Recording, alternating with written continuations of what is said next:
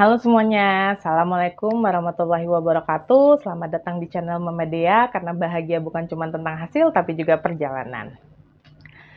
Oke, hari ini aku pengen berbagi tentang pengalamanku juga gitu ya. Semoga bisa diambil hikmahnya tentang masa cuti hamil yang mau selesai. Kalau ada videoku sebelumnya yang ngebahas dari mulai gimana sih kerja saat hamil, terus gimana sih saatnya take leave gitu ya, ambil cuti hamil. Nah, ini kita sekarang akan ngebahas kembali gitu ya, kembali bekerja. Kayak rasanya itu baru kemarin gitu ya, nunggu deg-degan, nunggu due date lahiran gitu ya. Sekarang udah harus siap-siap balik kerja lagi. Kalau kemarin tuh masih rasanya kayak dengan rutinitas bangun tidur lihat anak, tidur terus siang-siang sama anak, malam tidur juga sama anak gitu ya. Wah, itu gimana ya rasanya gitu ya. Khususnya gitu ya, kali ini buat mama-mama yang ngerasain banget masalah si kembali bekerja setelah cuti hamil. Campur aduk nggak sih rasanya antara semangat gitu ya. Karena kalau aku pribadi jujur sempat ngalamin kayak agak suntuk di rumah doang gitu ya, berdua sama baby yang istilahnya belum bisa diajak interaksi banget gitu ya, kayak dialognya mungkin lebih kayak ke satu arah, kita yang coba ngajak dia ngobrol. Nah, jadi kayak semangat untuk bisa melihat dunia luar kembali, bekerja kembali, tapi juga cemas dan juga kadang sedih, ini gimana ya ninggalin anak gitu ya. Aku tuh inget banget hari pertama aku masuk kantor gitu ya, harus ninggalin Deana di rumah dengan nenek dan pengasuh, itu aku habisin di busway, mataku berkaca-kaca, nahan tangis gitu ya, sambil aku ngelihat foto dan video Dea. Terus, mungkin ada kali sekitar 3 sampai 4 jam, kan kerasa ya, itu masih awal-awal nyusuin banget tuh. Ketika frekuensi nyusuin, terus aku pumping, aku sambil pasti selalu nanya, "Gimana kabarnya Dea?" Gitu ya. "Dea anteng nggak ya? Dea, ini nggak?" Walaupun katanya, nah ini tips pertama, katanya gitu ya, kalau ibunya ninggalin dengan hati yang tenang, itu anaknya juga di rumah bakal tenang. Tapi gimana ya, dalam praktikalnya tuh aku aja masih masih sangat berusaha tentang menenangkan hati, meninggalkan anak yang sekarang dia udah 2 tahun gitu ya. Ritmenya udah berbeda. Dulu Dea itu ditinggal di daycare, aku sempet bahkan sharing ke bundanya kayak, "Bunda, kok Deana nggak nyari saya ya? Nggak nangis-nangis," gitu ya. Anteng aja. Itu usia 6 bulan, 6 bulan Deana di daycare itu 6 bulan. Sampai sekarang di usia masuk 2 tahun, 1-2 tahun, dia kan sudah mulai mengenali orang sekitarnya.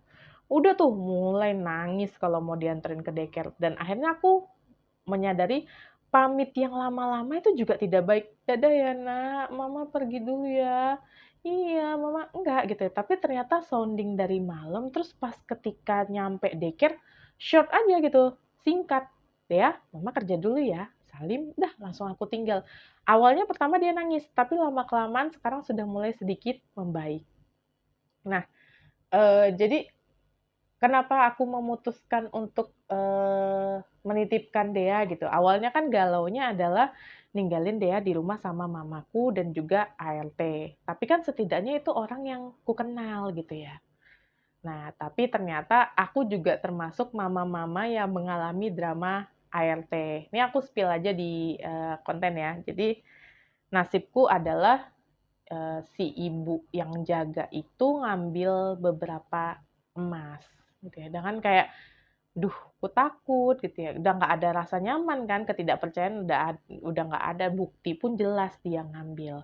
Mau nyari pembantu lain gitu ya, nyari pembantu tuh ternyata aku menyadari di Jakarta tuh rate-nya cukup tinggi. Aku cukup kaget gitu karena tiap, coba wawancara atau nyari atau bantuin orang nyari lah, atau nanya sama orang yang pakai ART.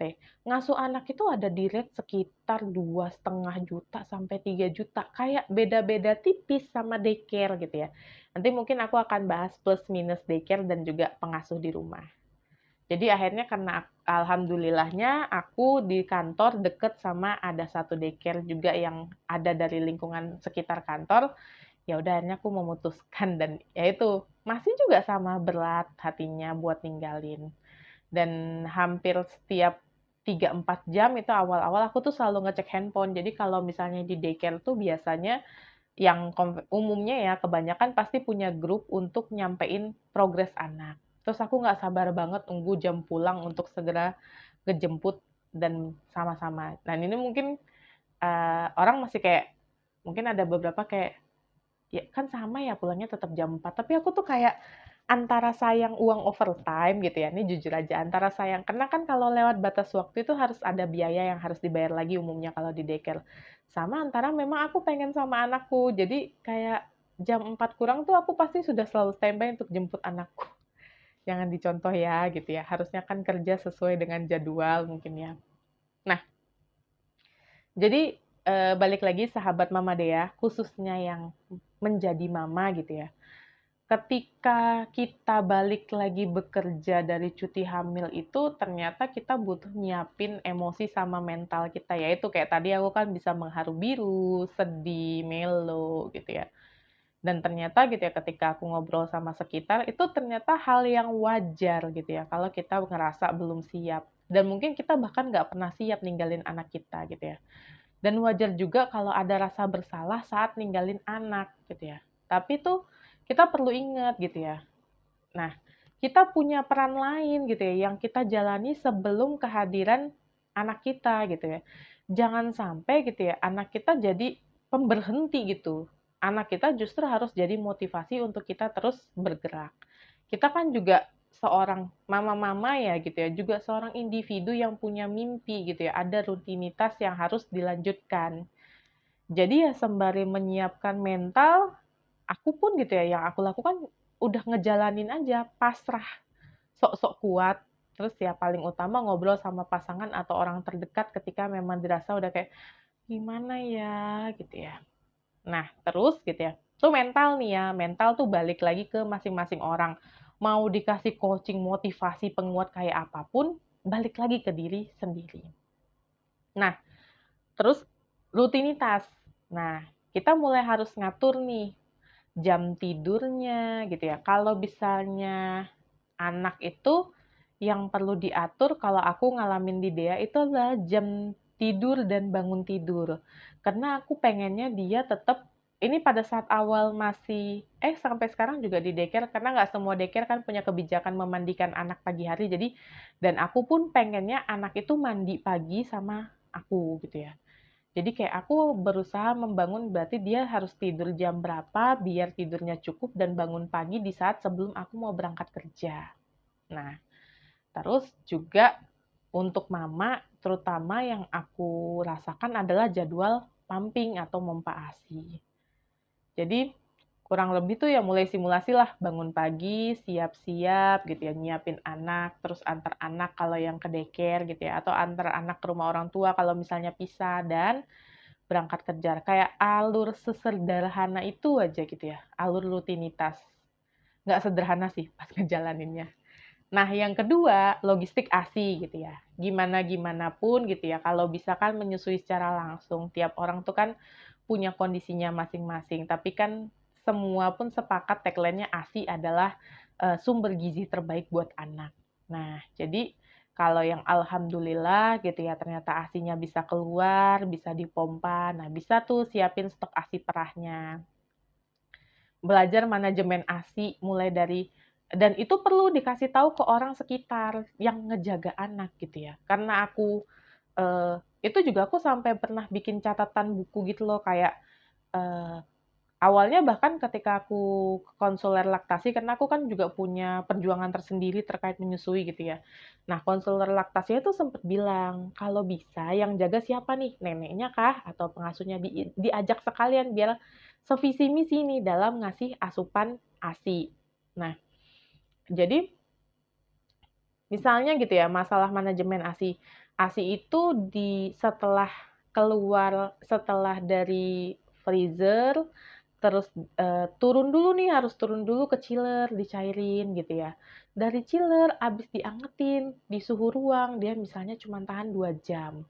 Terus kalau misalnya udah kena mulut anak, itu cuma tahan sejam. Itu aku juga ngapalnya susah banget.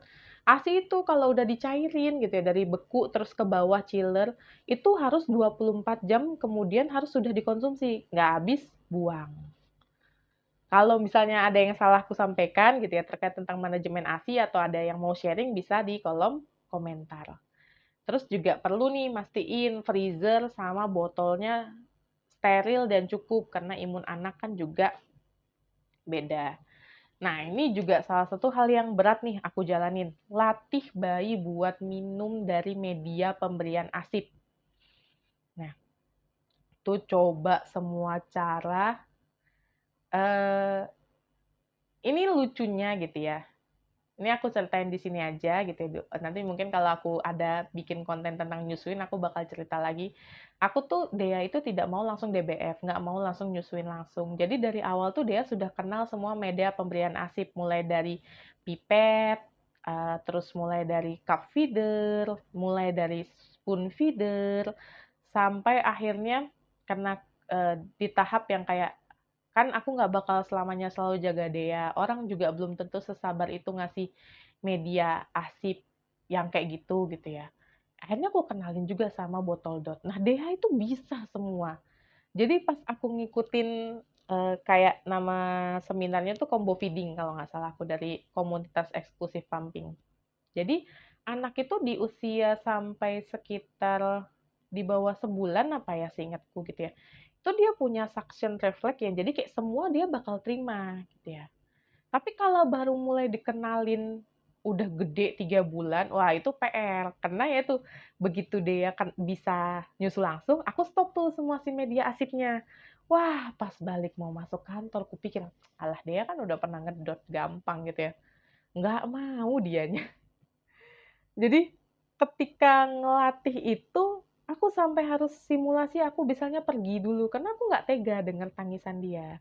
Terus aku harus nggak ada, misalnya yang ngasih suamiku atau mamaku gitu ya. Dan memang sampai ini mau 2 tahun dia selesai pun, dia pun gitu ya, aku siapin asinya berapa sesuai kebutuhan, nggak pernah habis banget ketika pakai botol dot. Jadi kayak pulang ketemu itu udah kayak maraton dia ngenenen dulu.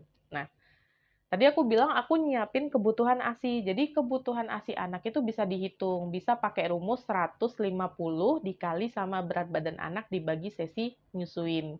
Jadi maka siapin estimasi untuk kebutuhan selama ditinggal. Kayak misalnya kalau nggak salah tuh di bulan ketiga sampai bulan keenam itu aku tuh ninggalin sekitar 4 nggak 5 sampai 7 kantong yang masing-masing satu kantong itu 100 mili. Nah, untuk melatih pemberian ASIP ini, idealnya katanya 1 bulan sebelum masuk kerja, itu udah dilatih. Udah jadi kayak mulai stok ASI perah nih mulai dikasih nih, biar anak juga terbiasa dengan rasanya. Karena beda rasa nyusu langsung sama yang udah diangetin. Nah, tapi ya itu hatiku Hello Kitty, aku pikirnya, ah bisa lah nih Dea gitu. Jadi aku baru ngelatih 2 minggu dan aku sempat kewalahan dan aku sempat akhirnya belajar ngajarin juga mamaku, terus mamaku ngerasa ribet banget ini pakai SNS, jadi kayak pakai selang gitu, selang NGT kalau nggak salah. Mau anaknya mau gitu, kencang banget nyedotnya, tapi repot ngasihnya. Nah, itu dia terkait tentang masalah pemberian ASI perah. Kalau misalnya susu formula, berarti ya tinggal dikomunikasiin aja takarannya sama sesi nyusuinnya. Nah, untuk kebutuhan susu formula pun sebenarnya bisa dihitung dengan cara yang sama, berapa milinya gitu ya. 150 kali BB bagi sesi. Terus ketika sudah masuk ke kantor, langsunglah temui atasan sama kayak ketika pas misalnya hamil kan kita ngasih tahu gitu ya ke atasan, Pak ini saya kondisinya sedang hamil gitu ya. Kayak aku pas itu aku ngomong ke atasanku, mohon maaf nantinya saya cuma bisa ikut seandainya ada dinas luar kota sampai bulan ke-8 atau ke-7 terkait dengan alasan penerbangan.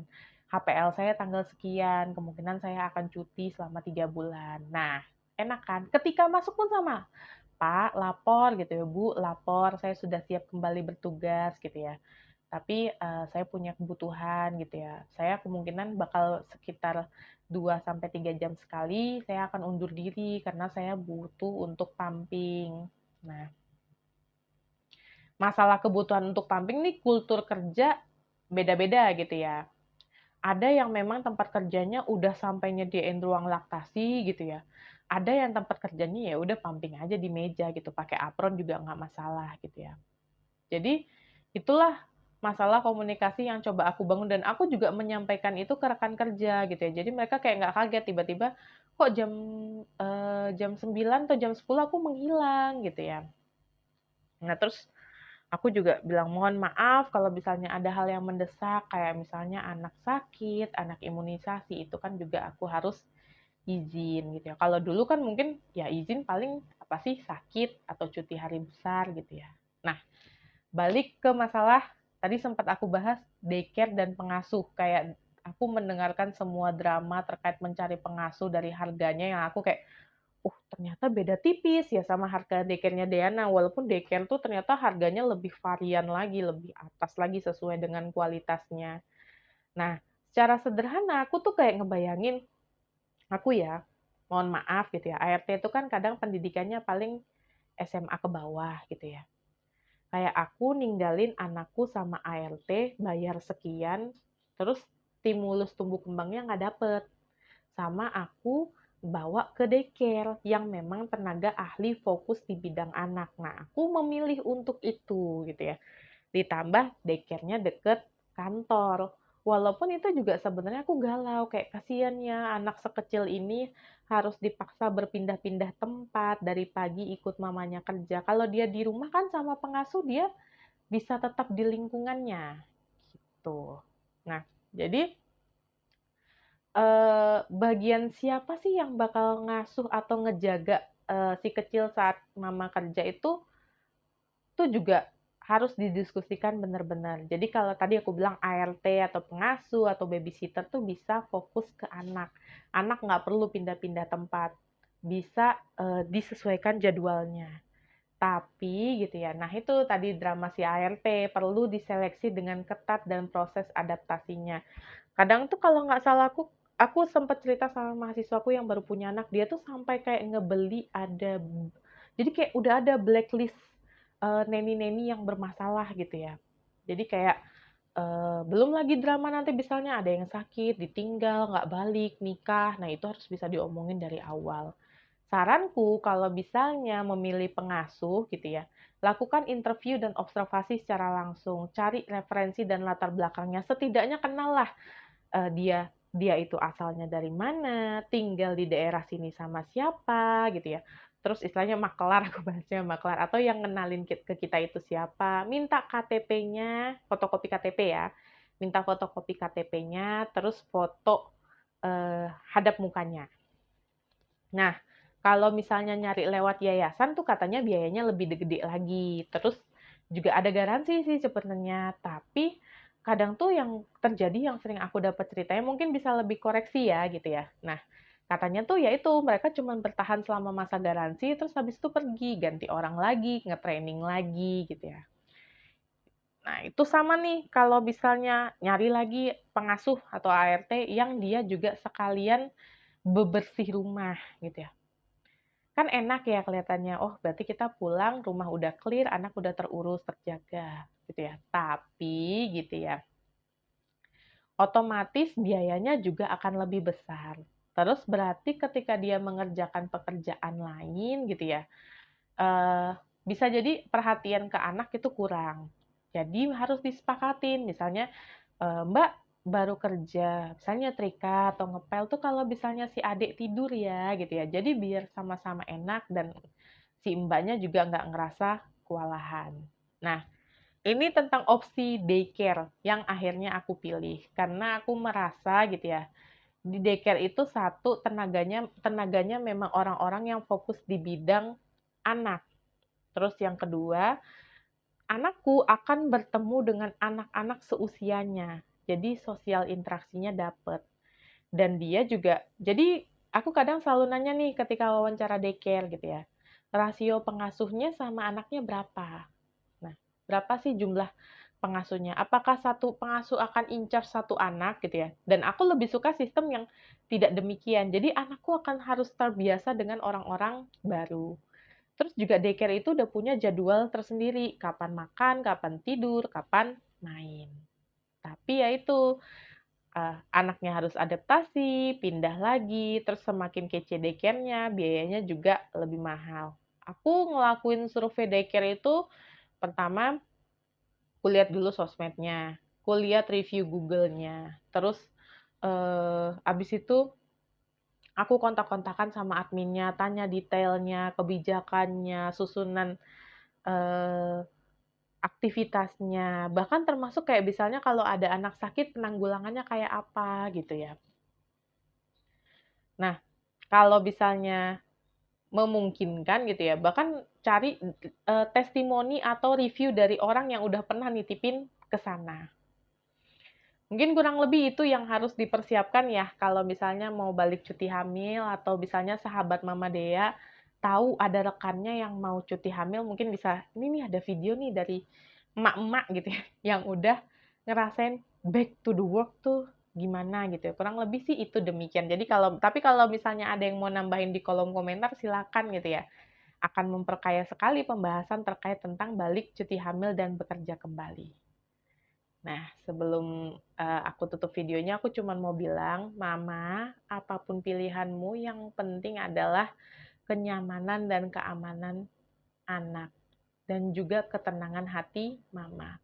Nggak pernah ada pilihan yang sempurna, tapi pasti ada pilihan yang paling cocok untuk keluarga kita." Lagi-lagi aku ingatkan, bahagia itu bukan cuma tentang hasil, tapi juga perjalanan. Dan perjalanan Mama sebagai ibu pekerja itu adalah bagian dari cerita yang indah dan layak untuk dirayakan. Jadi makasih sudah mampir, semoga kontennya bermanfaat. Jangan lupa like sama subscribe-nya. Terus kita ketemu di konten berikutnya, karena Mama Dea akan terus berbagi. Dadah semuanya. Assalamualaikum warahmatullahi wabarakatuh.